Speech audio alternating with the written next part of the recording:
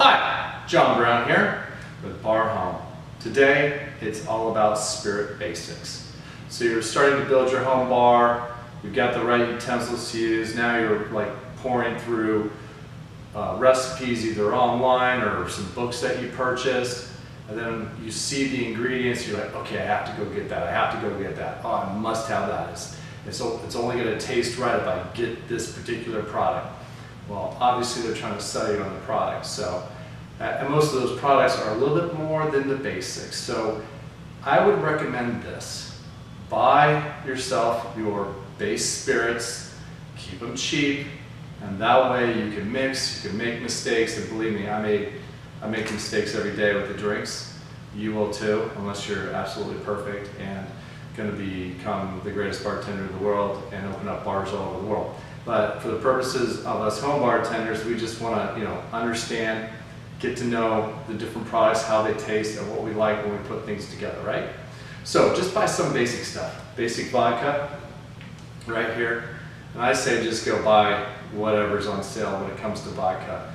And as you'll see, I don't really mix too much with vodka. I'll actually take vodka and make different things with it to entertain people that love vodka sodas. So just get some basic vodka. As far as your gin goes, get a basic gin. I love the Kirkland brand. It's really, really good. Beefeaters is another good one, but just something basic so you can learn ratios and mix accordingly, and then you can just go off from there. Gins do get a little bit more complex, so they'll add honey, different botanicals. Some will be more juniper forward, have a different flavor profile, but this is good basic to start out with. Now, rum, you just go get your white rum, right? So Bacardi, just get a bottle of Bacardi.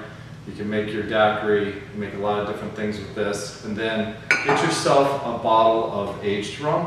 I like Appleton Estate. This one is Jamaican, so it's going to have more of a, or Jamaican plantation, I should say, more of a molasses forward type of flavor, different sort of profile, but works really, really well with all sorts of tropical fruit juices as well as citrus juices. As far as tequila, just get yourself a Reposado. You can definitely get a Blanco as well, but it just seems, in my experience of mixing things, the Reposado seems to be more forward when you're creating recipes and so forth. So I just got a bottle of Hornitos, nothing extravagant here, okay? And then of course you come to whiskey, which is my favorite, bourbon whiskey. I suggest, again, something that's inexpensive. This is Winchester right here.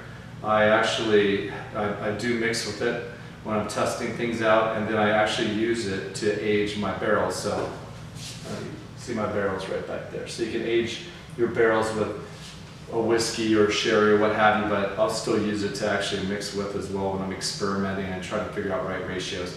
Do not buy an expensive bottle of whiskey and make yourself a whiskey sour or an old-fashioned or Manhattan.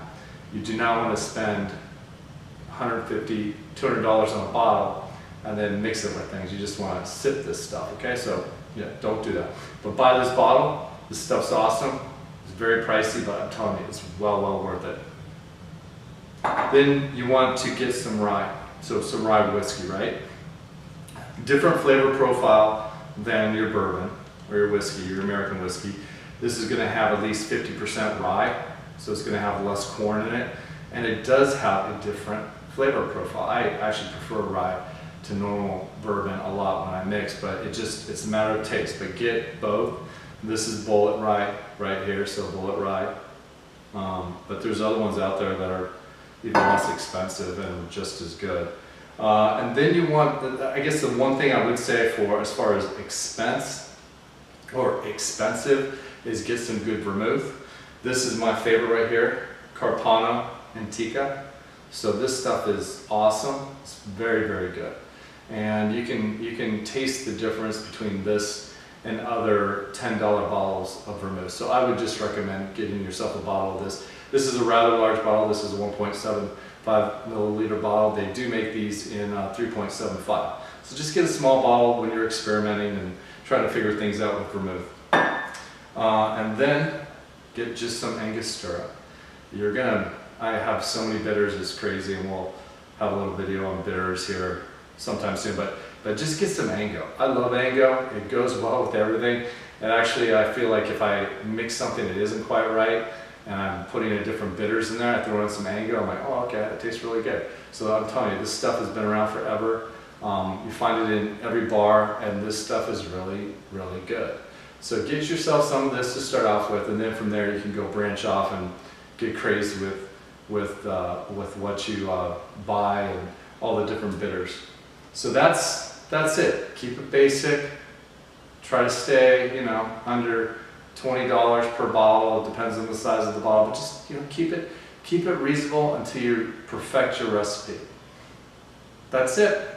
John O. Brown, Bar Home. I'm out.